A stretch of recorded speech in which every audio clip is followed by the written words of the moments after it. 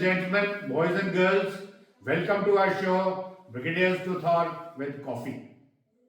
Well, today we shall be talking about the new United States, Saudi Arabia, and Pakistan's strategic partnership and what are the implications for India. Ladies and gentlemen, yesterday, November 18, 2025, marked a historic turning point in West Asian geopolitics. Crown Prince Mohammed bin Salman of Saudi Arabia received a state reception at the White House, signaling not just a bilateral reset but a fundamental recalibration of the Middle Eastern security architecture.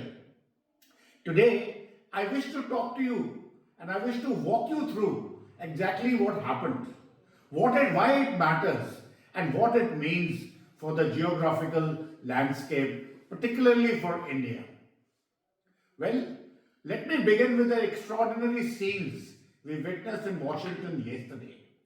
The White House rolled out literally a red carpet for Crown Prince Mohammed bin Salman, who is also known as MBS, in what can be described as a royal welcome for him.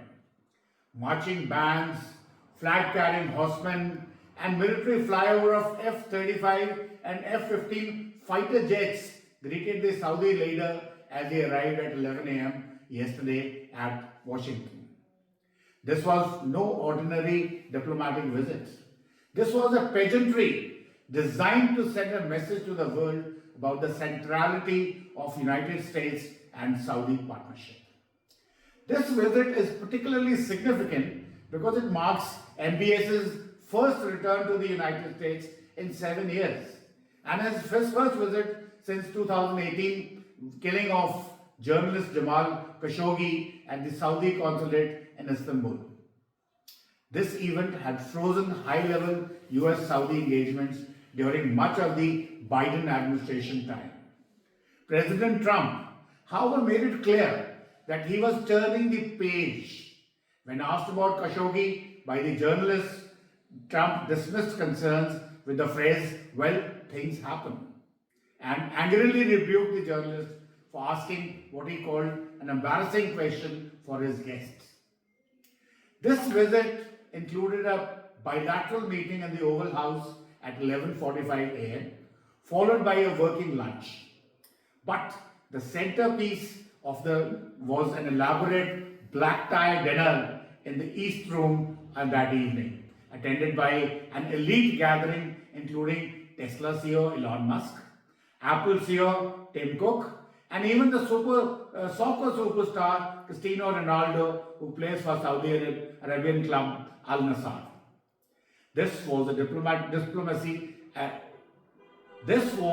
diplomacy as spectacle designed to showcase that Saudi Arabia has been fully rehabilitated in Washington's eyes. Now let's turn to the substance. 5 major announcements emerged from this visit that fundamentally reshaped US-Saudi relations. Firstly, the investment commitment has been dramatically expanded. During the Oval Office meeting, MBS announced that Saudi Arabia would increase its investment pledge from $600 billion, announced during Trump's visit to Riyadh in the month of May 2025, to nearly $1 trillion. This would make it one of the largest bilateral economic partnerships in history.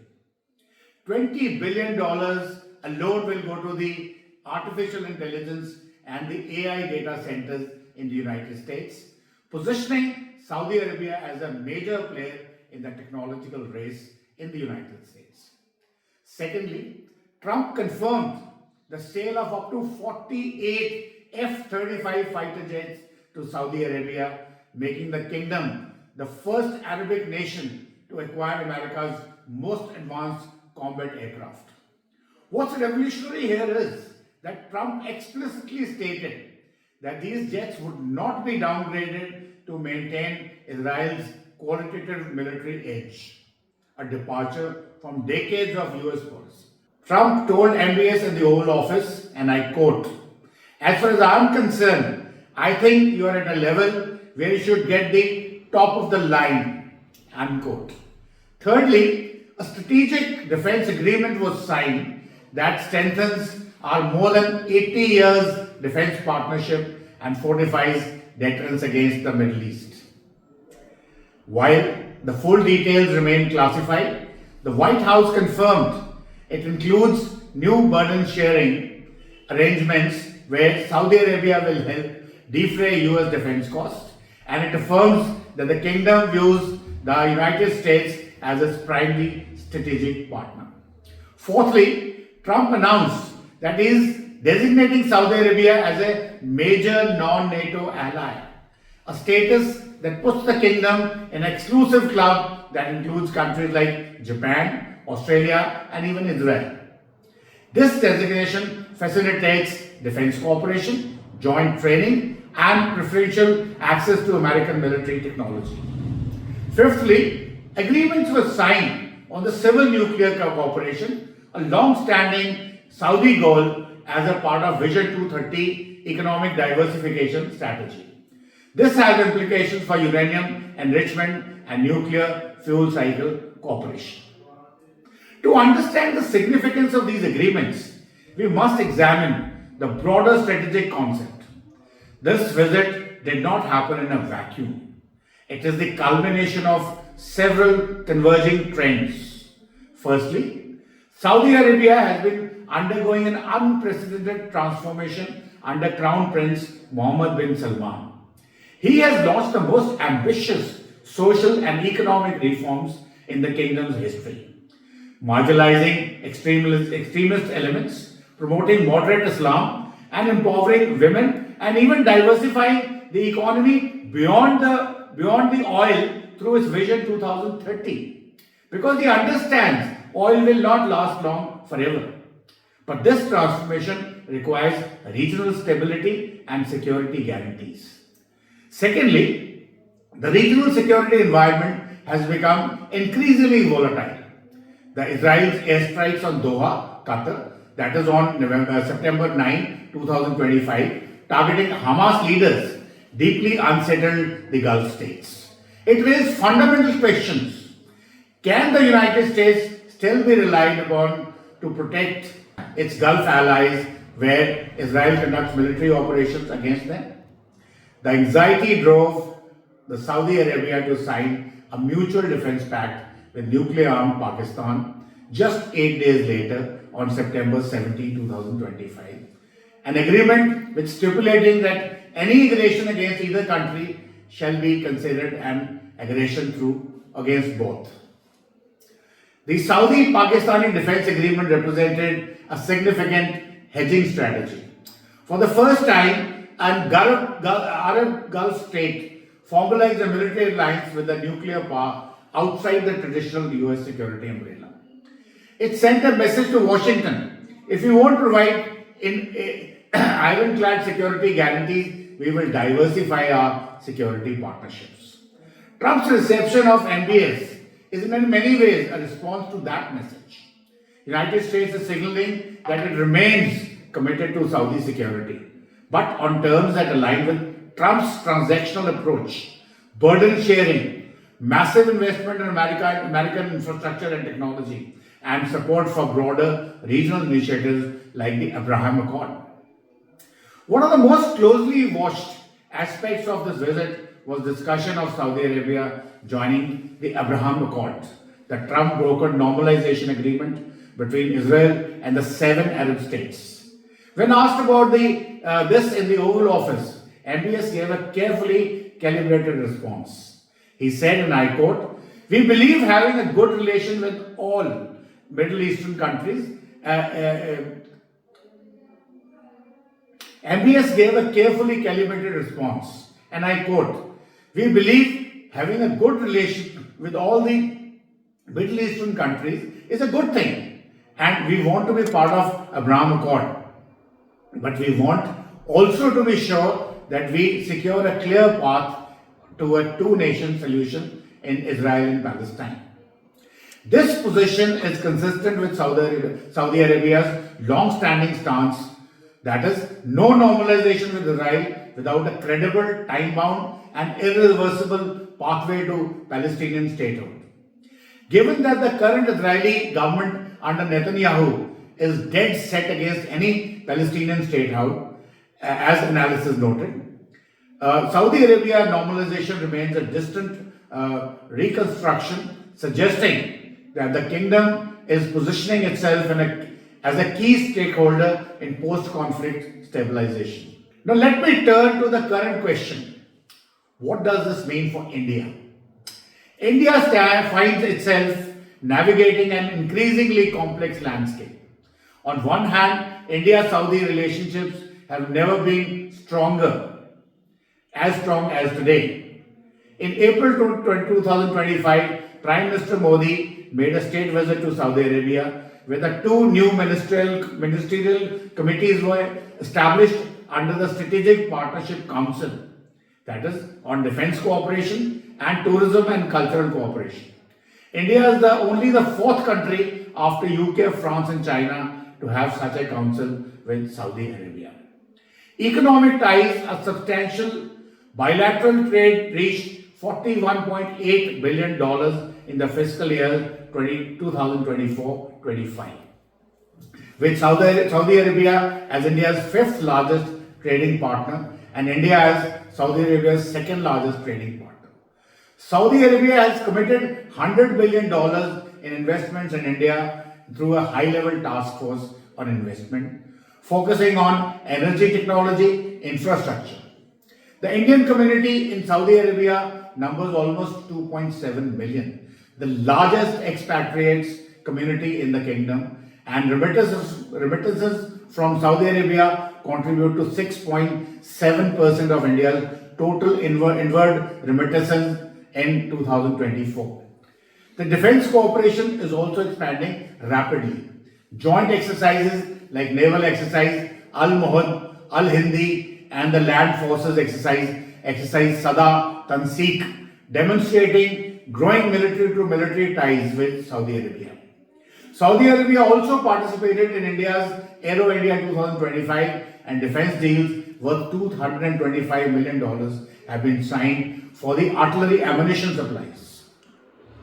However, the September 2025 Saudi-Pakistan Defence Pact introduces a complicated variable.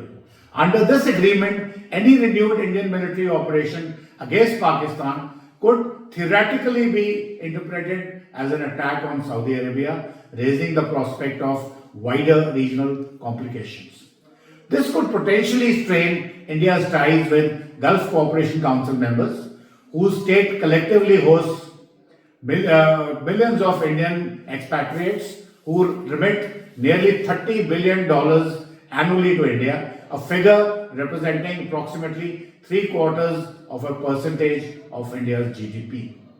But we must also maintain perspective. Saudi Arabia trade is approximately 8 times the volume of Saudi-Pakistani trade. India is a growing economy with 1.4 billion people and is a hub in the India-Middle East-Europe Economic Corridor, which was agreed upon at the G20 summit in September 23. Moreover, Saudi Arabia conducted joint military exercises with Indian forces as recently as August 25, just weeks before signing the defense pact with Pakistan. This demonstrates that Saudi Arabia is pursuing a multi-alignment strategy rather than choosing sides. A senior Saudi official explicitly emphasized during the MBS visit that our relationship with India is more robust than it has ever been, even while defending the Pakistan Defence Pact.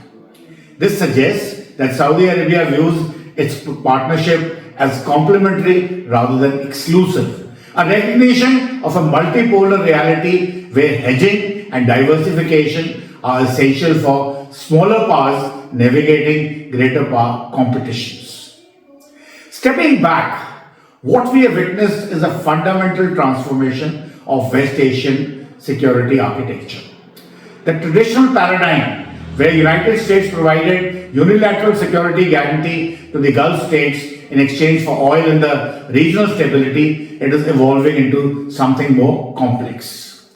A new paradigm is characterized by 3 features. First, burden sharing, where allies are expected to contribute financially to their own defense and to American defense costs. Secondly, economic integration, where partnerships extend beyond oil to encompass AI, renewable energy, space cooperation, defense technology, and civilian nuclear energy. Thirdly, the network security, where the US allies develop complementary partnership with regional powers like Pakistan, India, and even maintain channels with China and Russia. This creates both challenges and opportunities for India. The challenge is that India must now compete more actively for Saudi attention and investment as the kingdom pursues a more diversified foreign policy. The opportunity is that Saudi Arabia's growing independence from exclusive US alignment creates a space for India to position itself as an indispensable partner in Saudi Arabia's Vision 2030 transformation. How should India now respond to these developments? I would suggest a three-pronged strategy. Firstly, accelerate economic integration with Saudi Arabia. India should position itself as a primary destination for Saudi investments in technology, pharmaceuticals, food security, renewable energy, and infrastructure. The $100 billion investment commitments must be translated into concrete projects through high-level task forces on investment. Second, deepen defense and security cooperation beyond symbolic exercises. India should explore co-production of defense equipment, cybersecurity cooperation, counter-terrorism intelligence sharing, and maritime security coordination in the Indian Ocean and Red Sea regions. India's growing defense industrial base can complement Saudi Arabia's desire to localize defense production under the Vision 2030. Thirdly, strengthen participation in multilateral frameworks. The India-Middle East-Europe Economic Corridor gives India significant leverage as a connectivity hub. India should also enhance its role in forums like Combined Maritime Forces, the Indian Ocean Naval Symposium, and Conference on Interaction and Confidence Building Measures in Asia, where Saudi Arabia is also a participant. Critically, India must avoid zero-sum thinking about the Saudi-Pakistan Defence Pact. In the emerging multipolar order, partnerships are not exclusive. Saudi Arabia agreements with Pakistan does not preclude and may actually incentivize deeper Saudi-Indian cooperation as the kingdom seeks to balance its South Asian relationships. Well, ladies and gentlemen, what we witnessed yesterday in Washington was more than a state visit. It was an unveiling of a new Middle Eastern order, one where traditional alignments are being reconfigured, where economic partnerships drive security relationships, and where regional powers have more agency in shaping their own security architecture. Nearly $1 trillion US-Saudi partnership, the F-35 deal, the major non-NATO ally designation, and strategic defense agreement collectively represent the most significant enhancement of US-Saudi relationship since the original Oil for Security Compact establishment by Franklin Roosevelt and King Abdulaziz in 1945. For India, the new order represents a complex but a navigable landscape.